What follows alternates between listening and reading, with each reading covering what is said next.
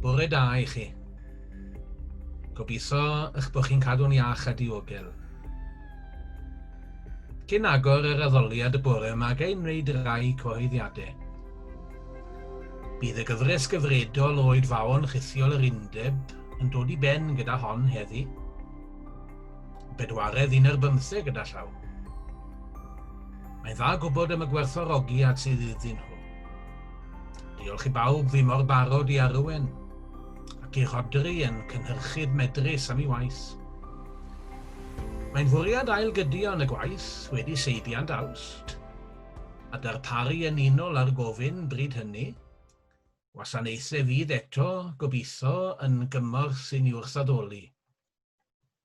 Yn y cyfamser, cadwch lygad ar gyfryngau cymdeithasol yr Undeb am ambell fyfyrdod byr, all fod yn arweiniad defosiynol ac yn gyfrwng bendith.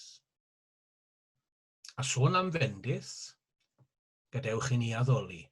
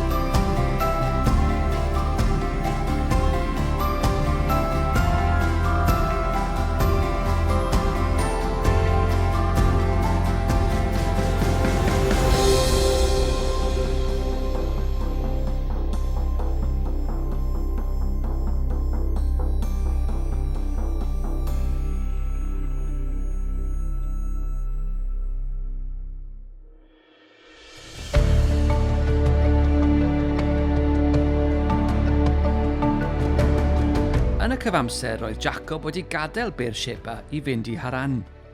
Daeth i le arbennig a phenderfynu aros yno dros nos am fod yr haul wedi machlud.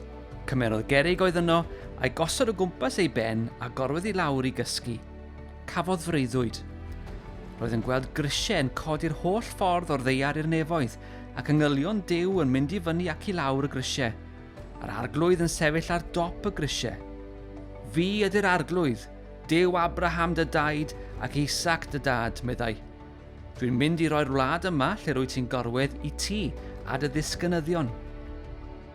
Bydd gen ti ddisgynyddion i bob cyfeiriad, gogledd de, gorllewin a dwyrain. Bydden nhw fel llwch ar y ddeiar. A bydd pobloedd y byd i gyd yn cael ei bendithio trwy ti a dy ddisgynyddion.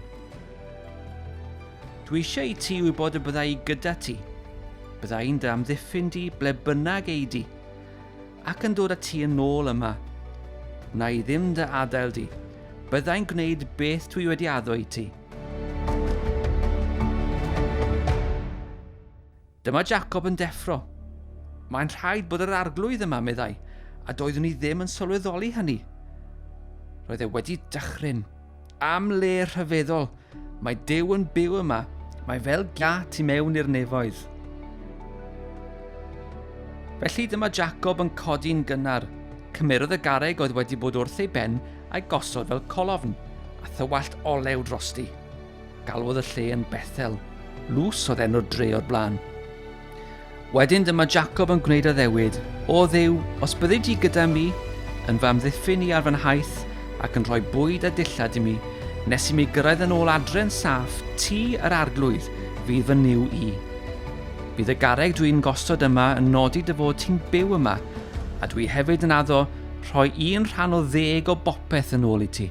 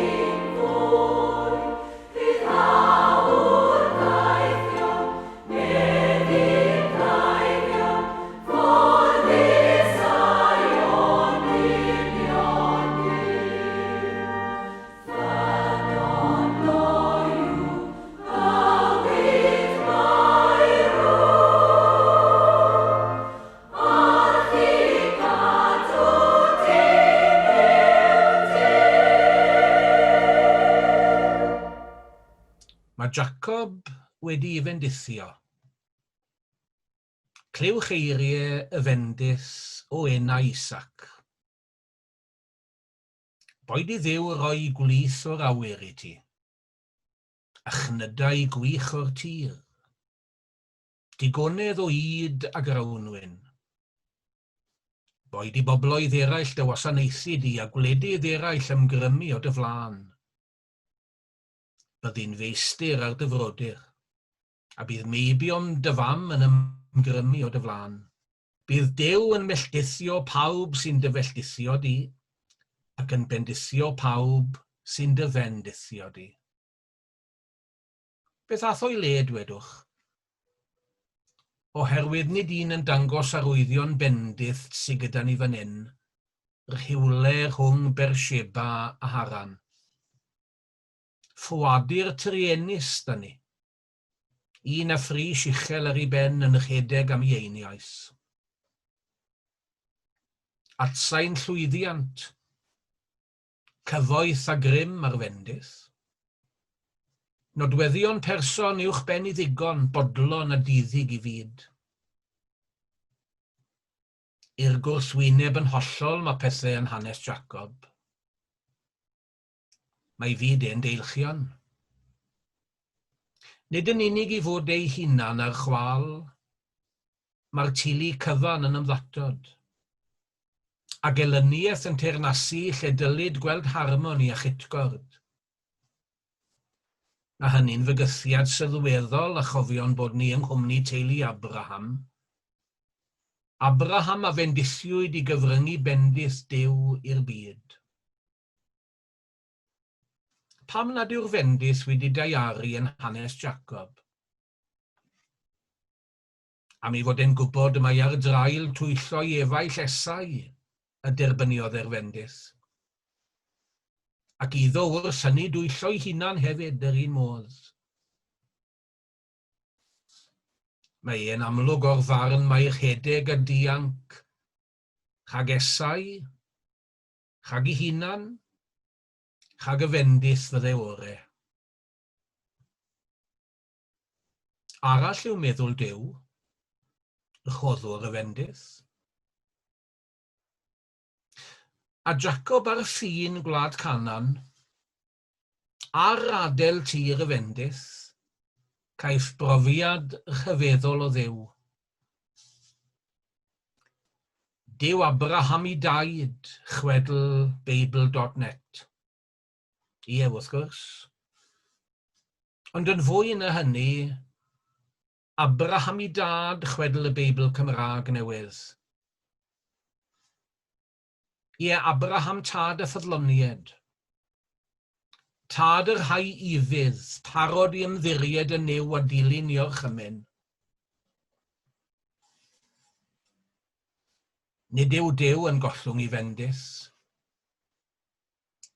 Duw diffygion Jacob ddim yn moelyd am canion Duw. Ynddo a thrwyddo ddisgynydd Abraham, y mae Duw yn bwriadu bendithio'r byd. Chaiff Jacob ddim anghofio'r fendith, dianc a mynd o wlad y fendith. Bydd rhaid dychwelyd rhyw ddydd I wynebu'r rhyw ffeithiau ddigon blin ac anghyffyrddus ynghylch I orffennol. Bydd rhaid dychwelyd rhyw ddydd I gymodi a'i frawd esau. Bydd rhaid ymdrechu rhyw ddydd I ddaiaru'r fendith, sef bywyd yn ei holl gyflawnder I bawb.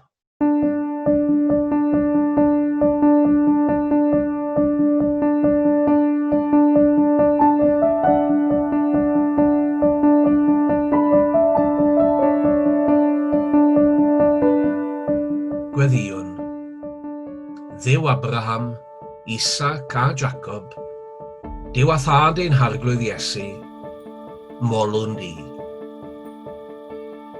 Yma, bore yma, cawsom fethel, deithost yn agos atom. Clywsom dy lais, bendithiais ni. Dyw'r bendithion ydw I ti, yn barotach i roi nag i ni i dderbyn. Colli'r fendith fi'n hanes mor aml. Gyda'i cholli, ciliodd o'n bywydau y gallu i fyw mewn perthynas â thi ein tad, i fyw mewn harmoni a'n gilydd, ac i fyw mewn partneriaeth iach ar bydysawd cyfan. Wedi'n twyllo, yn gaeth i falchder nad yw'n cynnig difarhau, welen ni'n rhisro drwy'r byd gan sathru dan draed, unrhyw un ac unrhyw beth sydd ddim yn dwy'n elw i ni. Cawsom air mewn pryd gennyt heddiw. Gair o'i wryndo a llachub y byd. Ho i eneidiau i flas ar fyw. I genhedloedd dangnefedd ac i'r ddeiar greithiog orffwys. Ti arglwydd o ddisgynnau strisiau Bethel. Diolch am ddod atom yn Iesu. Iesu yma i fynd a'i ddod a'i onys yn yn plith ac yn y byd yn gyfrwng bendith. Galw ni ato, a dyfer ein hymddiriedeth ynddo, a'n hyddiddod iddo, i ni i ddilyn yn ffyddlon ar ei daith fendithiol,